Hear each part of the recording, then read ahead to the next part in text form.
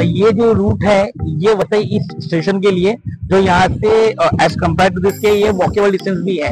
Okay, यहाँ पर अगर आप देखोगे 2026 का जो पोजीशन टाइम बता रहा है अप्रोक्सीमेटली, तो इसका कितना माशाल्लाह काम हो चुका है।